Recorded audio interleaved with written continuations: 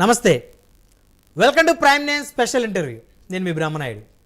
ప్రస్తుతం అంతా ఉన్నారు పర్యావరణ ప్రేమికులు విజయరామ్ గారు ఉన్నారు. విజయరామ్ గారితో మాట్లాడదాం. నమస్తే విజయరామ్ గారు. నమస్కారం అండి. బాగున్నారు సార్? బాగున్నా. సో మీ గురించి చాలా సందర్భాల్లో విన్నాము.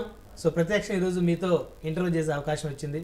ముందుగా మేము పిలిచిన వెంటనే మా ప్రైమ్ నైన్ స్పెషల్ ఇంటర్వ్యూ కార్యక్రమానికి వచ్చినందుకు నా తరపు నుంచి, మా ప్రైమ్ నైన్ యాజమాన్యం తరపు నుంచి మా హృదయపూర్వకమైనటువంటి ధన్యవాదాలు sir. Thank you. So Vijayaram గారు, పర్యావరణ ప్రేమికులుగా తెలుగు రాష్ట్రాల్లో మీకంటూ ఒక ప్రత్యేకత ఉంది. సో అంటే ఎప్పటి నుంచి పర్యావరణాన్ని ప్రేమిస్తూ వచ్చారు? ఎప్పటి నుంచి మొక్కల పెంపకాన్ని కానీ లేకపోతే పర్యావరణానికి సంబంధించినటువంటి అంశాలు ఎప్పటి నుంచి మీరు తెర మీదకు తీసుకొని వచ్చారు? ఇది 1997 మార్చి నుంచి మొదలైందండి. అంటే సుమారుగా ఇప్పటికి 25 సంవత్సరాలు పూర్తయింది. ముందు నాకు ఈ వ్యవసాయం ఈ ఆలోచనలు ఏమీ లేవు. భూమి పాడైపోతుందనే మాట విన్నాను ఎవరో ఒక మహిళ ద్వారా. ఒక షాపుకు వెళ్తే చిన్న వస్తువు గురించి ఆవిడ మాట్లాడింది. పాలిథిన్ క్యారీ బ్యాగు నాకు అవసరం లేదు అనే మాట ఆవిడ నోట్లోంచి ఫస్ట్ ఆ శబ్దం విన్నది నేను. అంటే ఇది 24, అదొక 3, దగ్గర 27 సంవత్సరాల క్రితం మాట. ఆవిడకి అప్పుడే ఇలా ఓన్ బ్యాగ్ తెచ్చుకున్నారు ఆవిడ. ఆవిడ కొన్న వస్తువులను దాంట్లో పట్టుకుని వెళ్ళింది ఆవిడ. ఆవిడ వెనక నేను నుంచున్నాను. అప్పుడు విన్నాను అనమాట, భూమి మనకి అన్నీ ఇస్తుంది, భూమికి నష్టం చేసే వస్తువులు మనం వాడకూడదు అనే మాట ఆ సేల్స్ బాయ్కి చెప్తుంది ఆవిడ. గతంలో చెప్పాను, మళ్ళీ నాకు క్యారీ బ్యాగ్ ఇస్తున్నావు, ప్లాస్టిక్ క్యారీ బ్యాగ్, నేను ఓన్గా ఇంటి దగ్గర సంచి తెచ్చుకున్నాను, నా వస్తువులు దీంట్లో పెట్టు అని మళ్ళీ చెప్పింది ఆవిడ సెకండ్ టైం. ఆ చెప్పేటప్పుడు కొంచెం స్వరం పెంచి చెప్పింది ఆవిడ. అది నేను విన్నానమాట. ఆ రోజు నుంచి భూమికి నష్టం లేకుండా బతకడం అనేది నేర్చుకున్నా. నా వంతుగా ఇసుమంతా కూడా నష్టం చేయకుండా ఎలా బతకాలి అనే దాంట్లో సాధన చేస్తూ వచ్చాను. ఆ క్రమంలో రకరకాల ఆర్టికల్స్ చదవటం, దాని తర్వాత అన్నా హజారే గారిని కలవటం, నీటిని ఎలా దాయాలి, వర్షపు నీళ్ళని ఎలా పడినప్పుడు నీరు ఎప్పుడు పరిగెత్తకూడదండి, నీరు ఎప్పుడు నడవాలి, నడుస్తున్న నీళ్ళని నుంచోబెట్టాలి, నుంచున్న నీళ్ళని ఇంకించాలి భూమిలోకి. సో ఇది ఆయన ద్వారా నేర్చుకున్నాను. ఆయన రాతి నేలలంతా అయింది. అహ్మద్నగర్ డిస్టిక్ రాలేగాం సిద్ధి అన్నా హజారే గారిది. అక్కడికి వెళ్ళి ఆయనతో గడిపాను. వర్షపు నీళ్ళు దాయటం ఎట్లా భూమిలో అని. అప్పుడు 20 సంవత్సరాల క్రితం డ్రాట్ వచ్చింది మనకి. అప్పుడు నేను ఆయన దగ్గర నేర్చుకుని హైదరాబాద్లో ఇంకుడు గుంటలు, కాలనీస్లో, అపార్ట్మెంట్స్లో, కమ్యూనిటీ హాల్స్లో, స్కూల్స్ దగ్గర తక్కువ ప్లేస్లో ఎక్కువ నీళ్ళని తక్కువ సమయంలో భూమిలోకి పంపించడం అనేది తెలుసుకున్నారు. ఇలా దాయటం వల్ల ఒక ఇంటి మీద పడ్డే వర్షపు నీరు సంవత్సరం మొత్తంలో 4 నెలలే మనకి వర్షాకాలం. ఆ 4 నెలలు దాచి భూమిలోకి పంపిస్తే ఒక ఫ్యామిలీ, 6 ఉన్న ఫ్యామిలీకి 2.5 సంవత్సరాలు వస్తుంది ఆ నీరు. అంత నీరు మనం 4 నెలలు బయటికి పంపిస్తున్నాం. బట్టలకి, స్నానాలకి, ఇంటికి, భోజనానికి, అన్నిటికి, పాత్రలు శుభ్రం చేసుకుంటే ఎంత నీరు అయితే అవసరం ఉందో ఒక ఫ్యామిలీకి అలా 2.5 సంవత్సరాలు వస్తుంది ఆ నీరు. ఇది ఒక ఇంటి మీద పడ్డ నీరు, 400 గజాల్లో పడ్డ నీరు. ఇది మనం ఎవరు ఉపయోగించుకోవట్లా. హైదరాబాద్ నగరంలో 92% నీరు ఇలా బయటికి వెళ్ళిపోతుంది.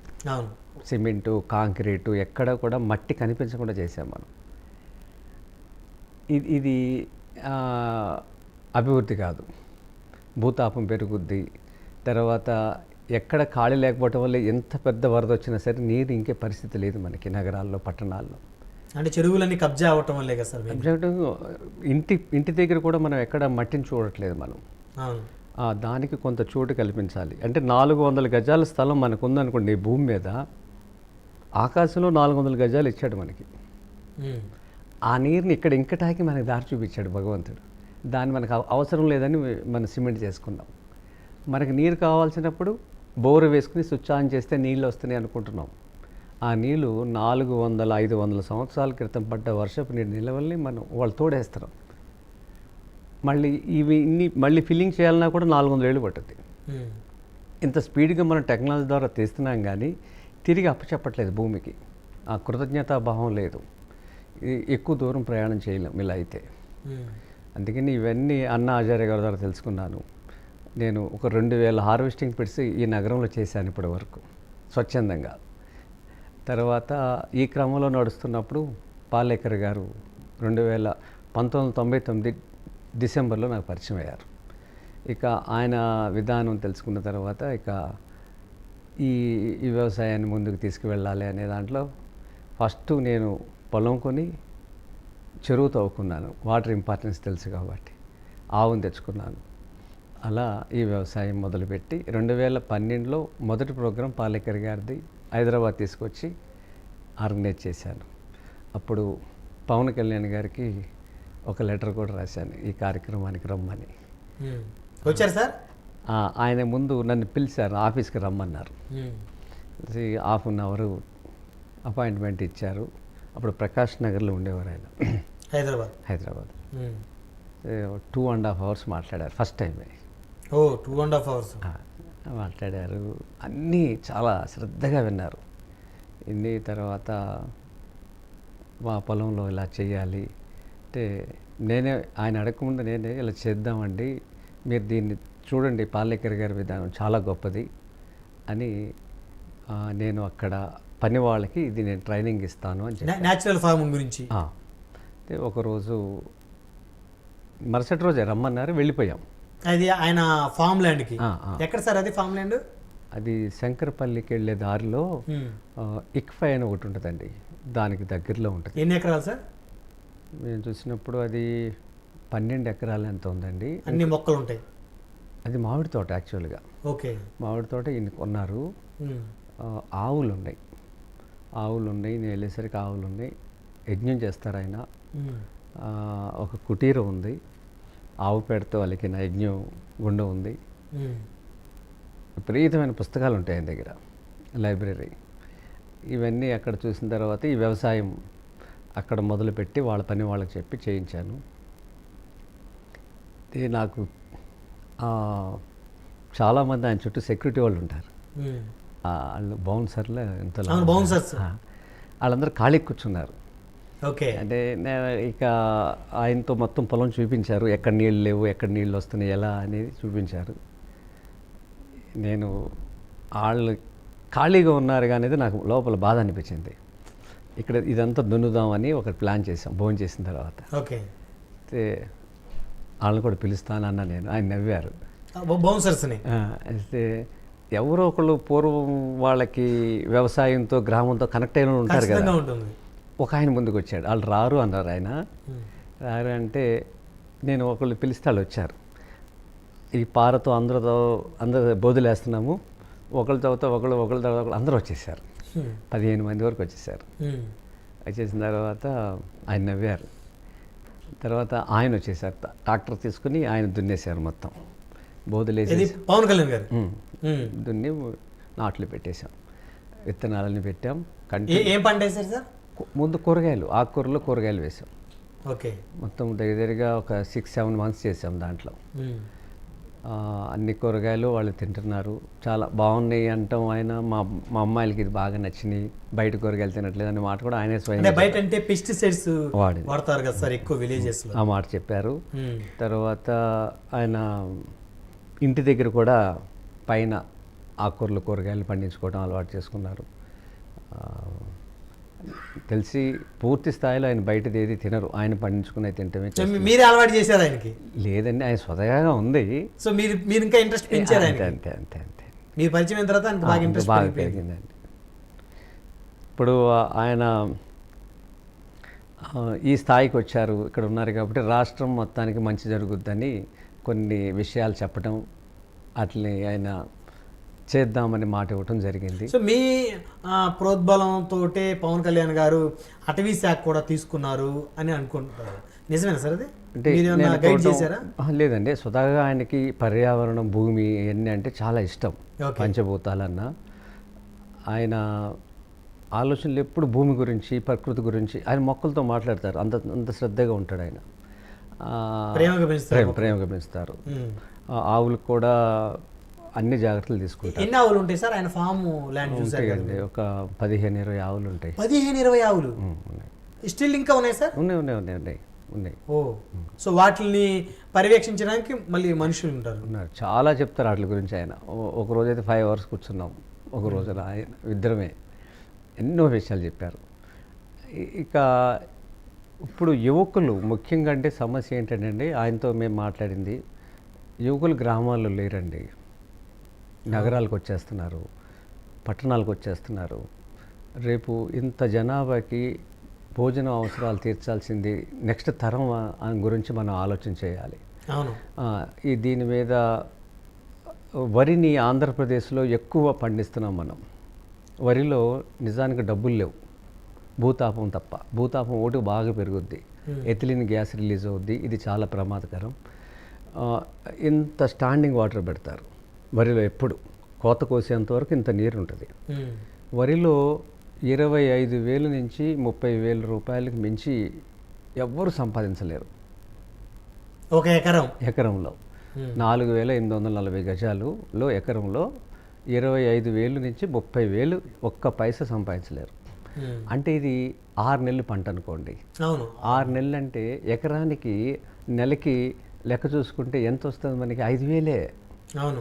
అంటే ఆ రైతు ఆయన పొలంలో కూలీ పని చేసుకున్నా కూడా ఇంతకన్నా ఎక్కువ డబ్బులు వస్తాయి. ఖచ్చితంగా నెలకే 15,000 దాకా వస్తాయి కదా, రోజుకి 500 రూపాయలు. అంటే 3 ఎకరాలు చేసే రైతు ఎవరైతే ఉన్నారో బయటకు వెళ్ళి పని చేయకుండా వాళ్ళ పొలంలో పని చేసుకుంటున్నాడు, కూలి పని. ఈ 15,000 3 ఎకరాలు ఉన్న రైతు అయితే, ఇంకా తక్కువైతే ఇంకా చెప్పక్కర్లా. సో ఈ విధంగా ఉన్న చోట నేను ఎకరంలో 3 లక్షలు చూపిస్తాననేది ఆయనకు మాట ఇచ్చాను. ఎకరంలో 3 లక్షలు, 30,000 వచ్చే చోట 3 లక్షలు అనేది నేను చేసి చూపిస్తాను. పంట వరి తప్ప అన్ని పంటలు దాంట్లో ఉంటాయి సార్. మరి వరి తప్ప అన్ని పంటలు అంటే మరి వరి కూడా ఉండాలి కదా? రైట్ అండి. 2 రాష్ట్రాల్లో అవసరానికి మించి వరి పండిస్తున్నాము. ఓకే, ఇది చాలా ప్రమాదకరం. అంటే ఇంకొక కల్చర్ మనకి తెలియట్లేదు అగ్రికల్చర్. ఎగ్జాక్ట్లీ.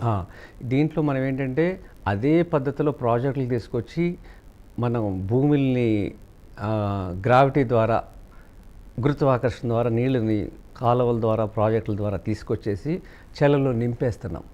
వరికి ఉన్న గుణం ఏంటంటే నీటిలో కూడా బతుకుద్ది మొక్క. అవును. అంతేగా నీరు అడగదు అది. నీరు 6 తడిలో కూడా సేద్యం చేయొచ్చు, పొట్ట మీద ఉన్నప్పుడు తడి పెడతాం ఎక్కువ. ఇలా చేస్తే మీకు నీరు, ఇప్పుడు వాడే నీరులో 10% నీరుతో మనం పంటలు పండించవచ్చు. అంత ప్రాజెక్టులు కట్టి, ఇంత లిఫ్ట్ ఇరిగేషన్లు పెట్టి, ఇన్ని రకరకాలుగా మనం నీటిని వాడతా తీరా చూస్తే 30,000. మళ్ళీ వీటికి కల్లాలు లేవు, ఊర్లో నూర్చడానికి కల్లాలు లేవు. విత్తనం పండించిన తర్వాత దాన్ని నూర్చడానికి కళ్ళం ఉండాలి, ఎండబెట్టుకుంటే చోటు ఉండాలి. ఈ నేషనల్ హైవే మీద పక్కన రాసులుగా పోసేస్తారు, మీరు చూస్తూ ఉంటే రోడ్ల మీద పోసేస్తారు. వర్షం వస్తే రాత్రంతా మళ్ళీ దాన్ని కప్పుకొని ఇన్ని బాధలు పడి 25,000, 30,000 అంటే 5,000 రూపాయలు నెలకు వస్తుంది పాపం. ఈ ప్లేస్లో మనం ఏదైతే భోజనం చేస్తున్నామో ప్లేట్లో వరి అన్నం ఒకటే పెట్టిందమ్మా? లేదు కదా.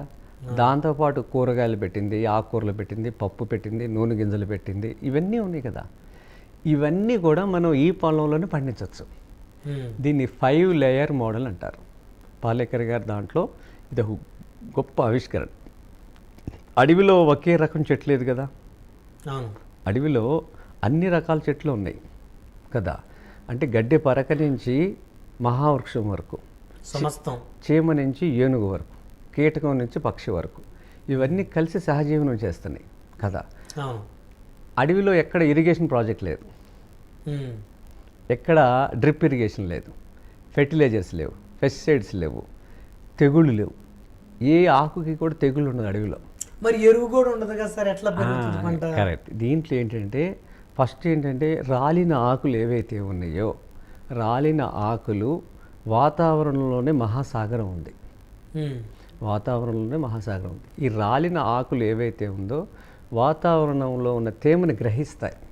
ఇప్పుడు మీరు చూడండి, ఒక గచ్చు మీద వరిగడ్డి ఎండుగడ్డి రాత్రికి పొద్దున్నే దాన్ని తీయండి తెల్లజామున 4, 5, 6ంటికి తీయంగానే కింద ఒకటి ఉంటుంది అక్కడ తేమ ఉంటుంది. మీరు గడ్డిని అక్కడ పెడితే తెల్లారి తీయంగానే తేమ వస్తుంది. ఆ తేమ ఎక్కడి నుంచి వచ్చింది? అంటే ఈ గడ్డి కుళ్ళి తేమ వస్తుంది సార్. వాతావరణంలోనే సముద్రం ఉంది, ఉమ్. గాలిలోనే సముద్రం ఉంది, అది గ్రహిస్తుంది అన్నమాట. ఓకే. మంచు రూపంలో మనకు కనిపించదు, అది సూక్ష్మంగా ఉంటుంది. అది అడవి అంతా అలాగే బతుకుద్ది. ఆ తేమని గ్రహించుకుంటే మొక్కలు, ఈ సృష్టిలో ఏ మొక్క కూడా నీళ్లు తాగవు. నీళ్లు మనం తాగినట్టు చెట్లు నీళ్లు తాగవు, తేమ కావాలంతే. ఆ తేమ నిలిపితగిన రాలిన ఆకులు ఒక ఆకు మీద రాలి లోపల పడ్డ వర్షం, మంచు, గాలిలో ఉన్న తేమను గ్రహించి ఎప్పుడూ కూడా హ్యూమస్ ఉంటుంది అక్కడ. ఆ తేమతోనే మొక్కలన్నీ బతుకుతాయి. తర్వాత 100లో 75% మొక్కలు నైట్రోజన్ ఫిక్సేషన్ చేసే మొక్కలు ఉంటాయి. ఇది నేచర్ అలా డిజైన్ జరిగింది. అంటే దీనికి ఒకదానికి ఒకటి సహజీవనం పట్టుకుంటాకి మన అన్నంలో మనకి పప్పు ఎలా కావాలో అలాగే ఆ ప్రోటీన్స్ని ఇవన్నీ నైట్రోజన్ ఇవ్వటానికి మొక్కలు ఉన్నాయి. అలా ఒకటి సృష్టిలో కలిసి బతుకుతున్నాయి.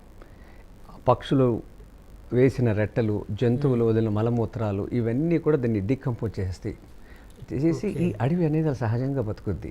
ఎవరి మీద ఆధారపడలేదు అడవి ఎప్పుడు. అడవి మీద మనం ఆధారపడ్డాం కానీ అడవి మన మీద ఎప్పుడు ఆధారపడలా.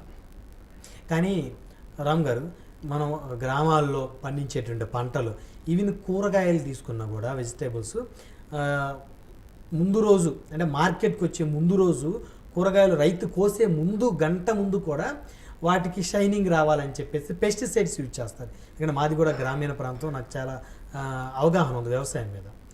అయితే మరి ఎందుకు ఈ పెస్టిసైడ్స్ యూజ్ చేయకపోతే పంట పండదా?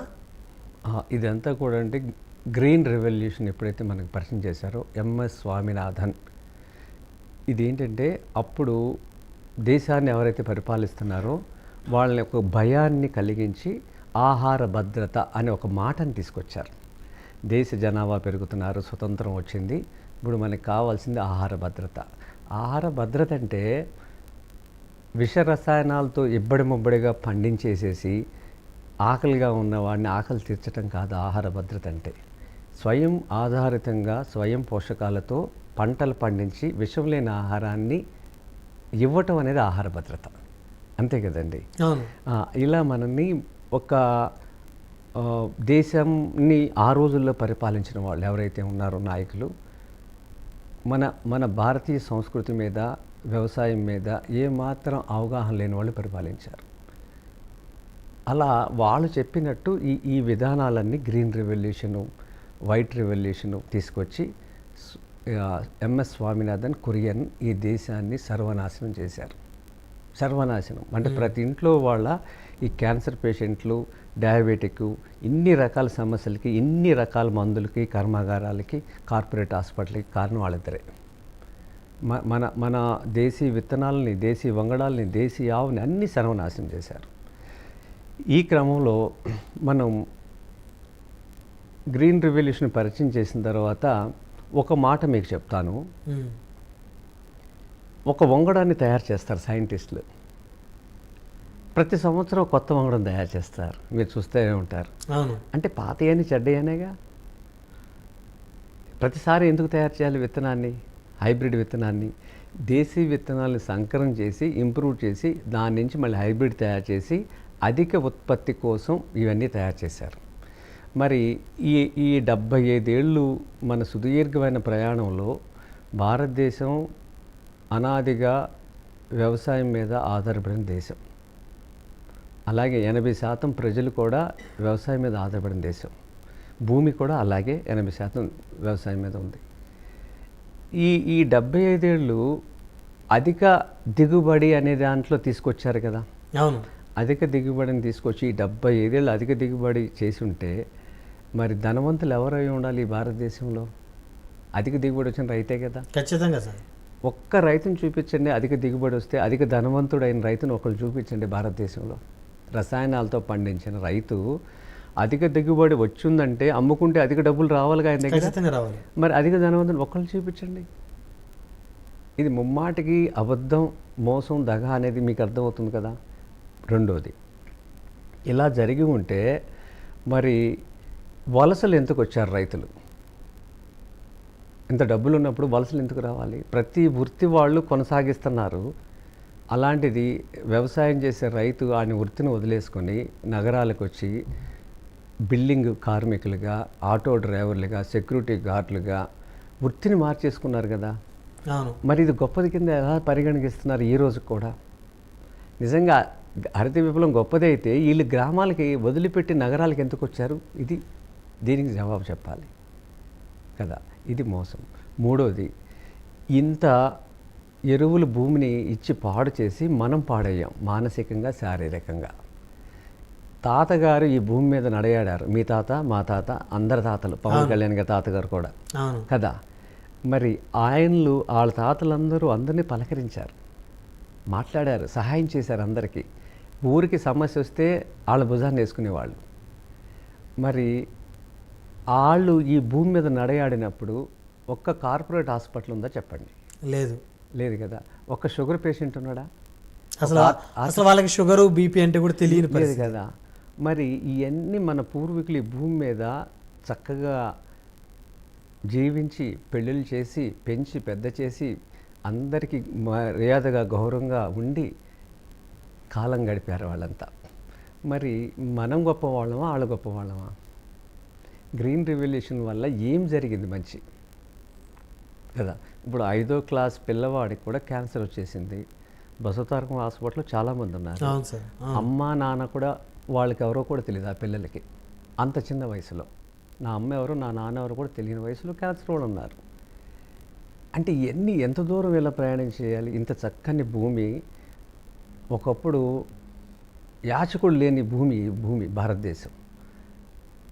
ప్రతి ఊర్లో ఉపాధి కోసం, అప్పు కోసం పక్క గ్రామానికి వెళ్ళేది ఈ భారతదేశం. మెకాలే అనేవాడు భారతదేశంలో వచ్చినంత వరకు మన భారతదేశం ప్రతి ఇంట్లో పండగ వాతావరణం. తలుపులు గొళ్ళెం పెట్టకుండా పనుల మీద బయటికి వెళ్ళేవాళ్ళు. అంటే దొంగ ఆలోచనలు ఎవరికి లేవు, ఎందుకంటే ప్రతి ఇల్లు సుసంపన్నమే. వాళ్ళ దగ్గర తస్కరిద్దామనే దొంగ ఆలోచనలు లేవు, ఎందుకంటే అన్ని ఇల్లు గొప్ప ఇల్లే. అలాంటప్పుడు ఇంక దొంగతనం ఎందుకు ఉంది మనకి? ఆలోచన లేదు కదా. పంచాయతీలు లేవు, గొడవలు లేవు, ఇప్పుడు పెరిగిపోయినాయి అన్నీ. అభద్రతాభావం లేదు. ఇవన్నీ చూసి మెకాలేని అతను కాశ్మీర్ కన్యాకుమారి తిరుగుతున్నప్పుడు అందరూ ఆయనకి బట్టలు పెట్టి భోజనం పెట్టారు. ఎందుకంటే ఈ భారతదేశం యొక్క నినాదం అతిథి దేవో భవ. ప్రపంచానికి లేదు ఈ నినాదం. అతిథిని దేవుడితో సమానంగా చూసేవాడు. అలా భోజనం పెడితే నేను గొప్పవాడిని, మేము తెల్లవాళ్ళం కాదు, మేము గొప్పవడం అనుకున్నారు వాడు. అంటే భారతీయుల యొక్క సంస్కృతి, సంస్కారాలు అవన్నీ వాళ్ళకి అర్థం కాల. ఇట్లా మనం ఈ 75 ఏళ్ళు వెనక్కి తిరిగి చూసేసరికి ఇన్ని కార్పొరేట్ హాస్పిటల్. వాళ్ళు చూడండి, మన 2 రాష్ట్రాల్లో అత్యంత సంపన్నులు ఎవరు తెలుసా? ఫార్మా ఇండస్ట్రీ వాళ్ళు. అంటే మన రాష్ట్రం ఎలా ఉందనేది ఇదే నిదర్శనం. అంటే ఎన్ని మందులు వాడుతున్నాం అంటే నిదర్శనం వాళ్ళు గొప్పవాళ్ళు అవుతాం కదా. ఆ తర్వాత వృత్తిలో అత్యధికంగా ధనవంతులు డాక్టర్లు, కార్పొరేట్ హాస్పిటల్స్. ఇది ఈ అన్నిటికి అడ్డుకట్ట వేయటానికి భారతదేశంలో రాజకీయాల్లోకి వచ్చిన చిత్రకళ పరిశ్రమ నుంచి వచ్చిన వాళ్ళు చాలామంది ఉన్నారు. పవన్ కళ్యాణ్ గారు ఏంటంటే పర్యావరణాన్ని మంత్రిత్వ శాఖ తీసుకున్నారు చూసారా. ఆయన మనసు ఏంటో అది అర్థమైంది. అంటే ఏదన్నా భూమికి మంచి చేయాలని. సో ఇప్పుడు ఆయన ద్వారా తిరుమల తిరుపతి దేవస్థానం ఈవో చైర్మన్ ఎవరి ద్వారా అయితే పని అవుతుందో ప్రతి జిల్లాలో 100 ఎకరాల భూమిని దేవస్థానం నుంచి పిలుపునిస్తే దాతలు ముందుకు వస్తారు. దీనివల్ల ఏం జరుగుద్దంటే ఒక ఆవు ఉంటే 30 ఎకరాలు సేద్యం చేయొచ్చు జీరో బడ్జెట్లో. నేను చేసేది అదే. ఇప్పుడు ఆవులు గ్రామాల్లో వ్యవసాయం తెలియక పాలు ఇవ్వని ఆవుల్ని అనాథ ఆవులుగా రోడ్ల మీద వదిలేశారు. ప్రతి ఊర్లో వదిలేశారు. పిల్లిని పెంచుకుంటున్నారు, కుక్కను పెంచుకుంటున్నారు, చేపల దొట్లు చేపలు పెంచుకుంటున్నారు. ఆవును మాత్రం బయటకు వదిలేశారు. కృష్ణుని పూజిస్తారు. మళ్ళీ కృష్ణుడు ఎవరిని పూజించారు? గోవులను పూజించాడు, అంతే కదా, గోవులను పాలించాడు కదా. మరి మన కృష్ణుడికి పూజ చేస్తే ఆయన ఏమి ఇష్టపడాడు. గోవుతో వ్యవసాయం చేస్తే ఆయన ఇష్టపడతారు. అందుకని తిరుమల దేవస్థానం నుంచి ప్రతి జిల్లాలో ఒక 100 ఎకరాల స్థలాన్ని ప్రభుత్వం డబ్బులు కాకుండా డోనర్స్ డబ్బులతో చేస్తే మేము ప్రతి జిల్లాలో ట్రైనింగ్ ఇస్తామని పవన్ కళ్యాణ్ గారు చెప్పి ఆ జిల్లాలోకి మళ్ళీ ఆవుల్ని పంపించి ఆవు పేడ ఒక రోజుకి 10 కేజీల పేడనిస్తుంది, 10 లీటర్ల మూతను ఇస్తుంది. ఇది 1 ఎకరానికి సరిపోతుంది. 1 ఎకరానికి ఎన్ని రోజులు సరిపోతుంది సార్?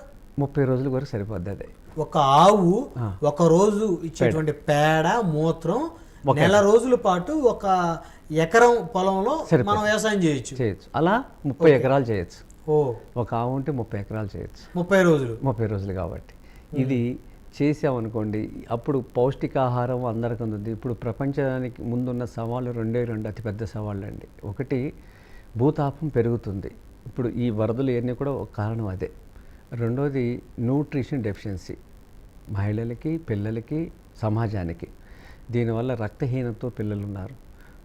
750 గ్రాముల పిల్లలు పుట్టారు 3 కేజీలు పుట్టాల్సిన చోట. మేము కుల్లాకార్ అనే ఒక రైస్ని దారూరు మండలం నాగసముద్రం గ్రామం దగ్గర నేను 18 నెలలుగా ఒక 12 మంది మహిళలకి ఈ కుల్లాకార్ రైసు మన దేశవాళీ ఆవు నెయ్య యశోదమ్మ చిలికినట్టు నా ఆవుల నెయ్య 12 మందికి ఇస్తున్నాను. తౌడు 1 కేజీ, మన బియ్యాల తౌడు, బహురూపి, రత్నచూడి లాంటివి. ఇవి రక్తహీనతను తగ్గిస్తాయి అన్నమాట. ఇవన్నీ ఇస్తుండటం వల్ల అందరికీ 3 కేజీలు మినిమం పిల్లలు పుట్టారు. హయ్యెస్ట్ 3 కేజీలు 750 గ్రాములు, అన్ని నార్మల్ డెలివరీ. ఈ కుల్లాకార్ బియ్యం గొప్పతనం ఏంటంటే ఒకవేళ ట్విన్స్ పుట్టిన తల్లి దగ్గర ఇద్దరికి సరిపడే పాలు ఉంటాయి. ఓకే, ఇలాంటివి ఎన్ని రకాలు అంటే 6 లక్షల విత్తనాలు ఉన్నాయి భారతదేశానికి. మన ప్రకృతి మనకి చాలా ఇచ్చింది సార్. 1% మనం వాడుకోవట్లే, తెలియట్లే. అందరూ కూడా ఇంగ్లీష్ మెడిసిన్ వాడుకోవడానికి అలవాటు పడిపోయారు. ఆ మెడిసిన్స్ మెడికల్ షాపులు ఎన్ని ఉంటాయో అలాగే వరి విత్తనాల్లో కూడా అన్ని లక్షల విత్తనాలు మనకి ఇచ్చాడు. వైవిధ్యభరితమైనవి.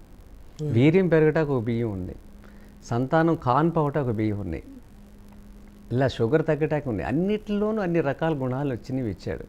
నిజంగా ఆకలి వేసినప్పుడు తినే అన్నాన్ని ఒక రకం విత్తనం సృష్టిస్తే సరిపోయేదిగా, ప్రకృతి అయినా భగవంతుడైనా. మరి 6 లక్షల విత్తనాలు మనకి ఎందుకు ఇచ్చాడు భారతదేశానికి? వరిలో 6 లక్షల విత్తనాలు, అవి 500 విత్తనాలు సేకరించా. అంటే 500 విత్తనాలతోటి మీరు వ్యవసాయం చేస్తున్నారు సార్? చేస్తున్నా. ఇప్పటికి 15,000 ఉన్నాయి ఇంకా భారతదేశంలో. 500 నేను అన్ని కనుమరుగైపోయినాయి.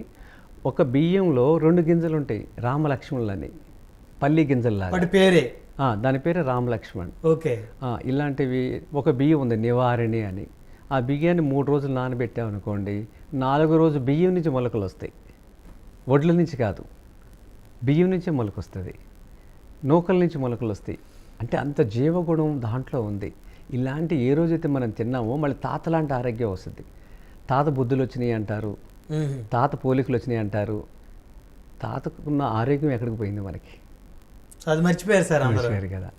తాత 100 ఏళ్ళు బతికితే మరి అంటారు కదా, తాత బుద్ధులు వచ్చినాయి వాడికి అంటారు, మరి తాత పోలికలు వచ్చినాయి అంటారు. మరి తాత ఆరోగ్యం ఎందుకు రాలేదు? అసలు ఆ డిస్కషన్ ఉండలేదు ఆరోగ్యం గురించి. అందుకని మళ్ళీ ఇలాంటివి తింటే అది జరుగుద్ది.